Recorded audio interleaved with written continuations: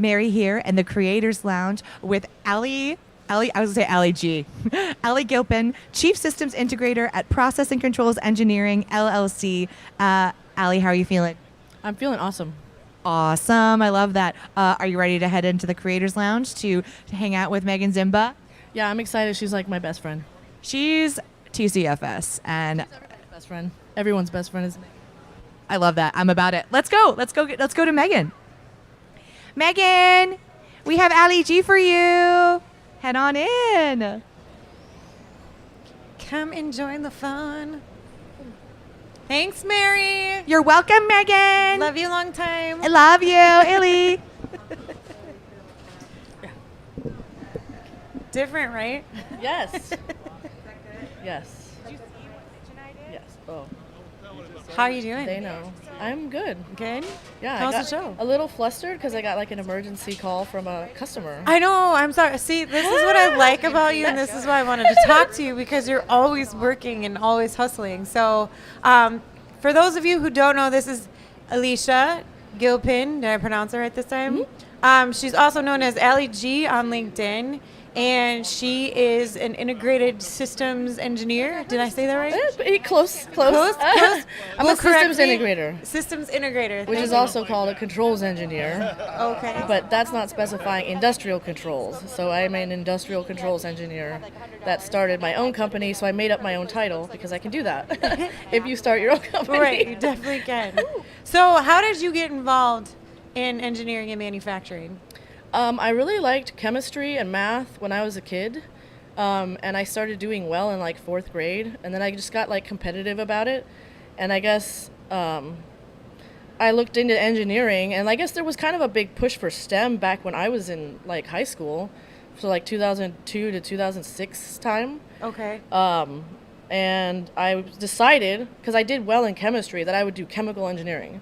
Okay. And I mean, those people end up in, process engineering jobs, and they work in manufacturing. So it was kind of like the premise of what I just thought I was going to want to do. But when I was really little, I would read the back of the shampoo bottle, and it would say like crazy long names. I'm like, what is all that? Right. And so I got like curious even back then. I remember some like really methylchloroisothiazolinone is like the longest. What's it's like the- 26 letters, one word that was in the back of the shampoo bottle, and I still remember it. What is it? I have no idea. It's just a chemical, but like I was reading the back of the bottles of like shampoo before I even like knew how anything was manufactured. Awesome. And so I've been always very curious. So then you started your own company, and now what do you do? What's a day in the life look like to LG? So I provide a range of support or design for industrial manufacturers, but since there's other industries, not all manufacturing, that use the same, like PLCs, HMIs, the same hardware and like software to do the control. So like the computer side, the electrical engineering side, that I end up like because of what I know, it can transfer to a lot of industries. Okay. And so I've experienced a lot of different industries, and like I can see the overlap in them. But basically, like when I have a bunch of different types of clients, but they're all using either SCADA or PLCs or HMIs or just automation.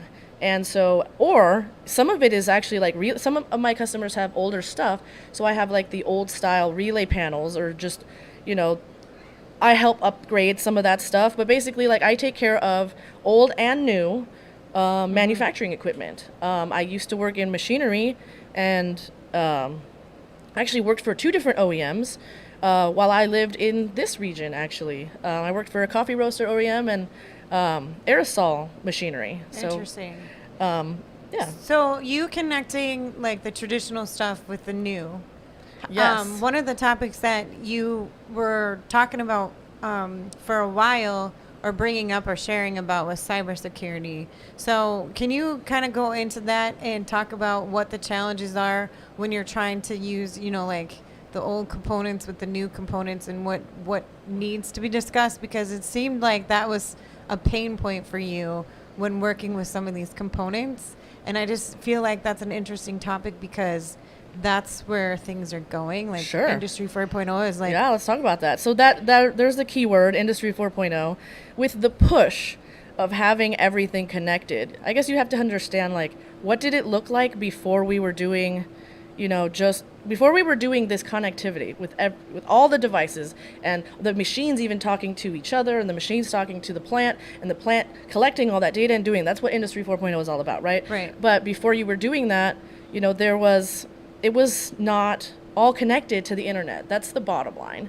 And so now with all this connectivity and like us being able to remote into what used to be fully air-gapped systems, we have, and also with the new craze of just like hacking. And because I watched the Black Hat conference, and they were all about PLCs this last, or 2 years ago. So that's terrifying. But anyway,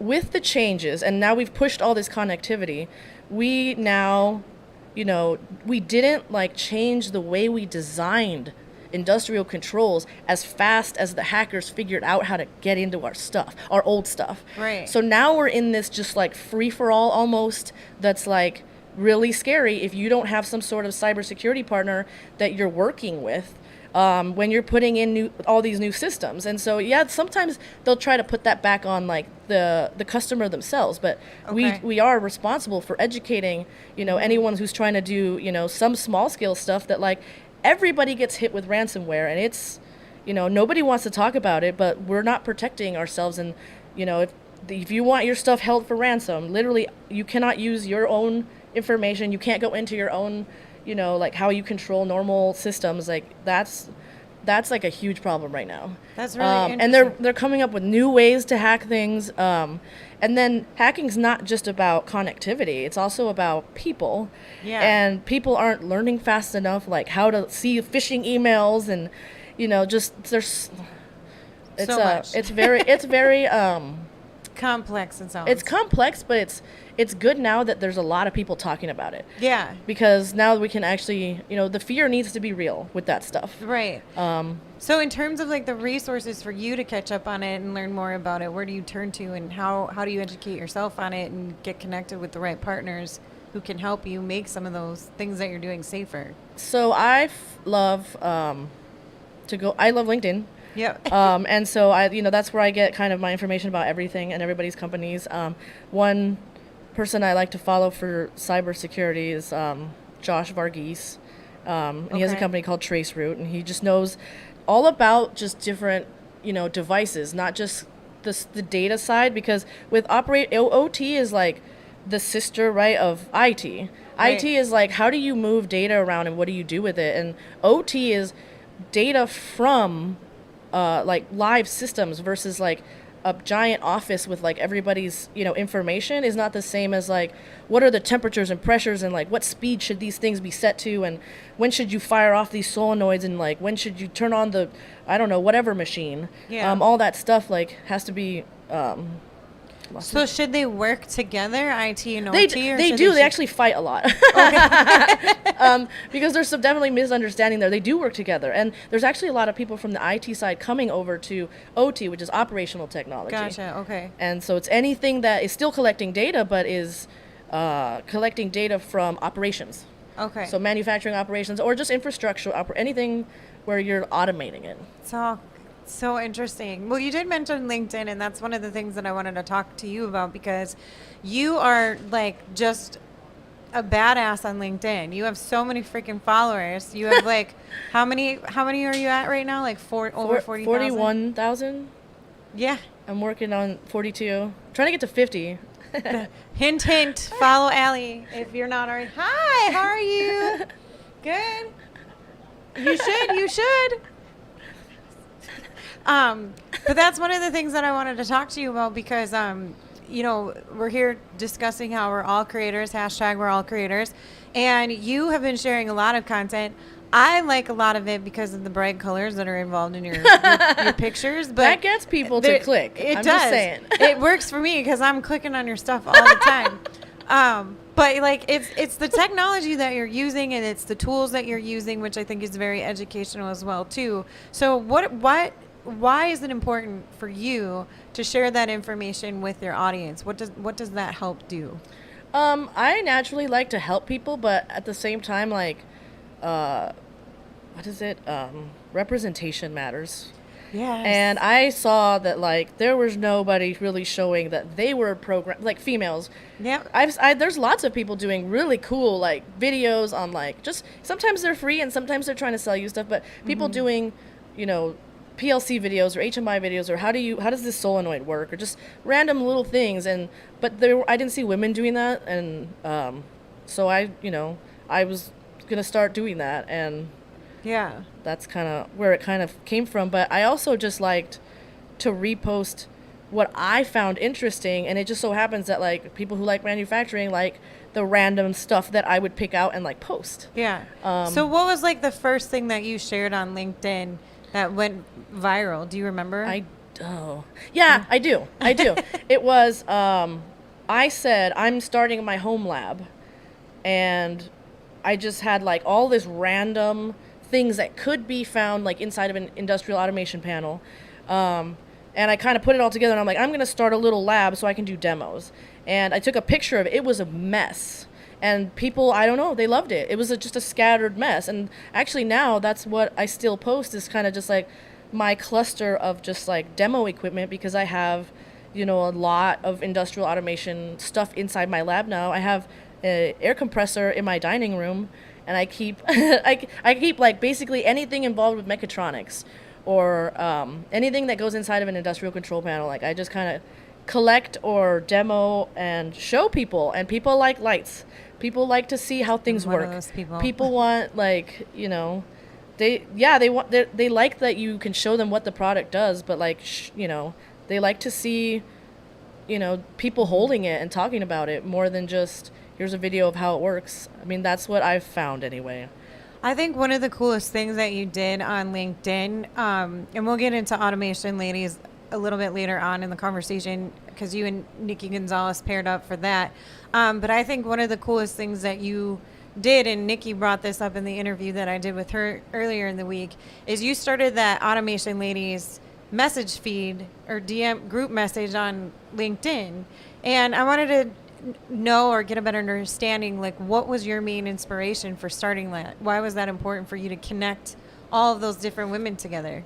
So like this kind of goes back to like automation ladies. Before automation ladies, I wanted to I wanted to do something like that. It was actually me and Dan Riken would just back and forth talk about how do we make this like round table of women and like we can, you know, take turns but like talk about, because there's with so many women in this industry, but they don't really come out and like talk about stuff that much that do like the technical stuff, the programmers and the, you know, industrial mechanics and like people that go inside PLCs and HMIs and all that stuff, robotics. And so I, you know, with that kind of just wanted to see like what kind of people would want to get together, because I knew so many of them, but I wanted them to know each other. Yeah. And so I just kind of like, you know, one day, random day, I was like, I think it was girls messing with industrial hardware is what I said. Okay. And I added like every girl that I knew that knew what a PLC could possibly be, or that like recruits those people, like just women. I added all these women, and you know, they did meet each other, and you know, some of them did. It's really cool though, because outside of that, some of them have gotten together. Like Yes. Courtney was here at IMTS, because I've known you guys for a while, and we built like this virtual friendship online. It's really weird because when you talk about long distance relationships and how they might not work all the time, like we were able to build this friendship and maintain it. And then when we finally were able to meet each other in person, it was magic. And seeing Courtney for the first time and seeing her in action at Universal Robots and how she was offering those training programs. Yeah, it's just incredible to see all of these women stepping up in these leadership roles. And then they're able to get on this group that you created and kind of like just vent to one another about something that they're troubleshooting and they can't figure it out, or something that happened to them on a cultural level that was pissing them off. Like, it's good to have that group where you can vent to each other and talk each other through it. So I thought that was a great initiative that you did. And then leading into Automation Ladies, I want to know how that happened, because I know Nikki said she reached out to you with that concept. And I wanted to know, like, why you said yes to that. Why was it important for you to be part of that? Because I already wanted to do something like that, and I was like I knew Nikki enough, and like she's she's pretty genuine. Like, she's a genuine human being. And She really there's is. something about her, I guess. You just couldn't say It was no. Nikki. Yeah. It was just like, and I was like, well, I already wanted to do something like that. But I could tell she had the same passion that I have, which is, we're going to fight for our right to exist here in this space. Like, Yeah. and we're going to push it. We're going to push the norm. I think that's awesome. Yeah. And then she did mention about these classes that you're starting to offer, and she said that was kind of your idea, and you took the initiative to creating these classes. So can you dive in deeper what your goal is for those classes and your vision for Yeah. them? Okay. So there are lots of people who, to different levels, right, show you how do you do programming, how do you do programming? How do you do programming Right. for an industrial PLC or a PAC or whatever you're using, industrial PC? How do you program that and program? Everybody's using program, and then you'll get some like people like Tim Wilborn who will show you like how do you wire this stuff, like how do you read like the drawings, Yeah. like really good for technicians to be able to like troubleshoot like really well. And that's what he's doing, is he's teaching like troubleshooting, wiring, like how does this stuff work, like the basics of like programming. What me and Nikki want to do, or what I like was thinking about doing, and like she was like, yes, we're gonna totally do that, is because me and her like together are like this super person. So You are. like because she has so many of the things that I don't have. Like, she's so like the sales side, the human side. Like, I don't go after. I don't have that quite the same. Like, I have that engineering mentality where I'm like, I'm not gonna like even show anybody that I'm gonna inconvenience them. I'm like anti-confrontational, all that. Yeah. Like, the social anxiety comes up, but I decided that I was gonna, because I'm really good at designing control panels. I'm really methodical about it, and I'm going to create a class where I'm showing you how do you take any I/O list, and you don't even have to have an I/O list, but how do you take the idea that you're going to build a machine or a process and build a control panel for it, and there is a methodical way to go about that. And so that's kind of interesting. what I want to do, is just like, and I'm very familiar with all of the manufacturers who make all of the different types of components that go inside of an industrial control panel. And yeah, I know how to do the wiring diagrams and all that, but not just like how are we going to teach people to design a control panel, like in general, but how do you design one and how do you procure all those parts? Okay. So Like, are you that's what these thinking- classes are about, is like, how do you get going with like if you had your own panel shop? That's awesome. Yeah. So are you thinking about doing it like a virtual type workshop where people sign up and register it? Are you going to have a limit on how many people, or have you not got that far? We in the can't. planning We process? haven't gotten quite so far, but I am imagining, that we're gonna give you some kind of literature that you Okay. use, like, and then I know a great writer, by the way. Okay. Okay. Well, actually, we do need that. And then pictures, and then tests. But like, there's going to be a virtual component of it, where Okay. we're showing you stuff that we're trying to get into, and it can't be. It's not going to be a 1-day thing, because you don't learn how to do an industrial control panel in 1 day. Yeah. So you have to go through the different portions of a control, like power distribution, for example. Like, that's just a section of like the design part of a control panel. Are you worried that the virtual option might set up some limitations because it's not actually giving them that hands-on experience up front and personal? Because that was something interesting that Tim Wilborn explained to us, because we were talking about his channel and how successful he is with these training programs. And I think it was Jake that asked him, hey, are you ever going to offer this virtually? And he said, no, never, because it's so more effective when people come in, sit down, and I can actually troubleshoot. And he's like, but it's because I deal with troubleshooting, and you can't really troubleshoot something if you're doing it virtually. Like, it's a little bit more difficult to do. So do you think that's going to set up any limitation for this sort of thing? In our case, like, because we're not doing troubleshooting, which I love troubleshooting, and I'm so glad that Tim does what he does. I think we're going to be okay, just because, I'm not going to have all of the hardware in the world to show, but I can show, like, you could use all, like, like, let's just talk about power supplies. And I'll just like go through all of the people that could sell you a power supply and different kinds of power supply. And like that can just be like literature based. That doesn't necessarily have to have their hands on it yet. Because designing a control panel and buying it all is not, I'm not saying we're teaching you how to build the panel, even though we can teach you that too. But this class is centered around how do you create the drawings, like, and how do you create a bill of material so that you can build a panel. And then she's like, how she's going to help, like, how do you procure it? Because there's a whole science, I swear. I've done it myself. I ran a UL 508A shop. There's a whole science itself with like the people and procurement. Like, how do you buy stuff? Because you don't just send out a purchase order and you're done. That's the beginning. Like, and actually, and how did you even get the part number to begin with? Like, that was my side of it, right? So I had to go through all of that. And like, I know that it is just, it's hard. So I know there's value in like teaching people, like, how do you navigate this? You have a million options. Right. Like, how do you start? Where do you decide? Like, that's kind of what, trying to give them some confidence in like, how do you get through that portion? That's so interesting. I'm going to have to like take a look at it. You should take the class. I want to. That was going to be my next question. Well, help us develop the class. Is there parameters on how much like experience or education you need to take this class? Because I have zero engineering and I don't actually want there to be that because parameter. Honestly, like when I taught myself how to do this stuff, I didn't have a background in it. I was like looking inside of control panels and asking really dumb questions and having maintenance guys roll their eyes at me. So like, you know, I didn't know what was going on. So I think it's okay to have no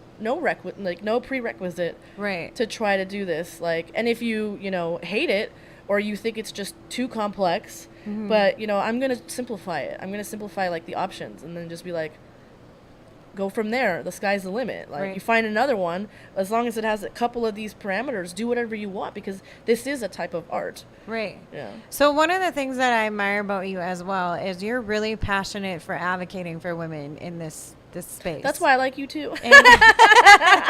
Best friends. But why do you take it upon because I get asked this a lot of times, and I kind of stumble on my words a little bit because really it's just something I like to do for fun, and I feel like it's important to get the next generation inspired. I wish you were here earlier in the week. I don't know if you heard that story about the 10-year-old that came to the main stage.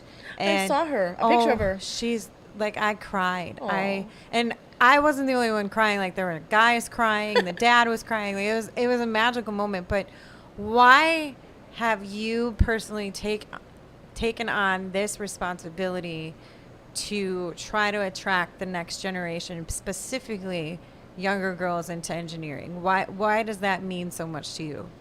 Well, I'm a girl, and I've heard the same things that all these other girls have heard that are, sometimes discouraging things.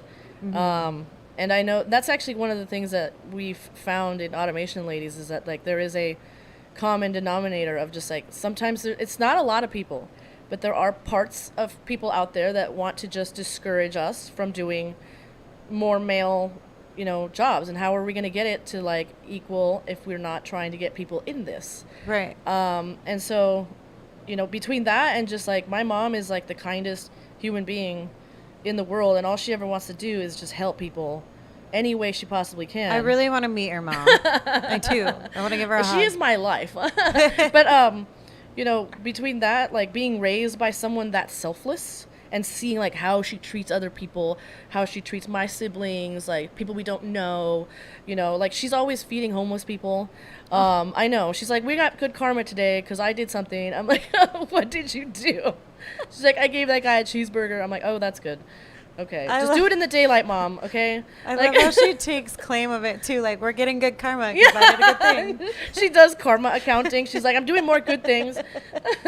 That's awesome. Well, she recently bought you something, too, and you posted it on LinkedIn. I was like... Yeah, she helped me get this PLC rack. So I have, like, in my little lab that I have lots of PLCs, but I finally got a big Allen Bradley Control Logics chassis in there. That's awesome. And she took my picture, and everyone loved it. What's your advice to any business who's struggling to get more women into their company? What would you tell them to do? I know can be a tough question because there's so many things that need to happen. This actually came from from Drew Crow. He Drew was telling, MFG. he told me that, and this kind of makes sense, that like he saw some women get a bad experience during their interviews. You know, that made it look like there's not really like a space for them. So it's like when you're interviewing these women, you have to like make it look like you really want them there. Like, Yeah. and then the people who go take them on a tour, they need to act like they want them there too, because these women are hypersensitive to, you know, just Yep. they're reading people. They read people more than men do, I feel. And they're more sensitive to that stuff. And so if you want women in manufacturing, you want women in these like very male jobs, then you need to show them that they're going to be like accepted there. Yeah. And so, and actually, I think I heard Aaron Prather say that like they interviewed all these high school girls, and they were like, "I'm not going to do construction because I won't be respected there." Well, if 17-year-old girls already think that, your business is in trouble. Right. Like, so you need in your interview, you need to come across as, you know, I don't know, mention that you have sisters that, I don't know, something. Yeah. You need to be friendly about like the fact that a woman is about to come on here. Yeah, like, Andrew was telling to me get more of those. Andrew was telling me that one of his students tried going through the interview process. Yeah, and it's it was the same thing. it's That's like really that's awkward. huge. Like, you can scare them away so fast with just Right. like show them like a bunch of faces that look nothing like them, and then none of them want to make eye contact or look at you, or Yeah. or And they sometimes- be quiet because men want to tell like man jokes. It's like, okay, this isn't Yeah. gonna work, guys. Like, Right. Well, Allie, I want to thank you for taking the time for joining me today. I know it was a last minute thing I texted you this I morning. It was appreciate like, it. can you fill in the spot? And I was so excited that you're here. So yeah, where can people follow you, contact you, learn more about your business? Where should they go? So I do have a website, www.pce.llc, or find me on LinkedIn, Alicia Gilpin or Ali G. And then, you know, my business, or Automation Ladies. You can find me at Automation Ladies. And contact her because she knows her stuff. So if you're having problems, she'll help fix it. So thank you everyone for joining us this time at the IMTS 2022 Creators Lounge. Make sure you follow Mavens Manufacturing on LinkedIn, YouTube, Twitter, Facebook, all of the social feeds. And yeah, thanks. Have a great afternoon, everyone. Another fantastic influencer interview from Megan Zimba and Ali G. I am so... Charlie Matthews, come here! Charlie Matthews is back! So exciting. We were about to do this this segue, and then I saw Charlie, and I was like, Charlie! Oh, yeah, no, here. Don't steal my Charlie, don't steal my cards. How are you? We missed you. I missed being here. I really did. I'm so glad to get back into the lounge. Can I go in? When can I go in? That's what I got. Jessica, when can I go in? Never ask permission, just go. You are the Charlie Matthews. Advice. Great advice. You can always ask forgiveness later. Yay, we're so glad you're back. So stay tuned. We're about to have a wonderful interview. James Soto is going to interview Travis Egan, Chief Revenue Officer at AMT. But before we go to that, we'd love to share with you a little bit more about Industrial Studios. So Jim, can you roll that video? I'll tell you what we're not. We're not a production company, and we're not an agency either. We're an independent think tank focused on creating dynamic video content and fully integrated experiences. It's branded entertainment, plain and simple. I've always defined branded entertainment as programming with an agenda, and that's exactly what we're setting out to deliver with Industrial Studios. We're looking at how people are telling stories, how they're creating video, how are they reaching the modern industrial buyer. We're gonna ask questions about potential audience. We're gonna ask questions about customer demographics and media planning and all of your strategy. And then when we're done, don't be surprised if we ask a few more questions that help us push you to the next level. Video's outperforming any other form of content, period. So you've got to do it right. Being comfortable often leads to complacency, so there has to be strategy behind the story. Delivering strong creative is only one part of producing successful video content. So we're building a team that does things a little bit differently.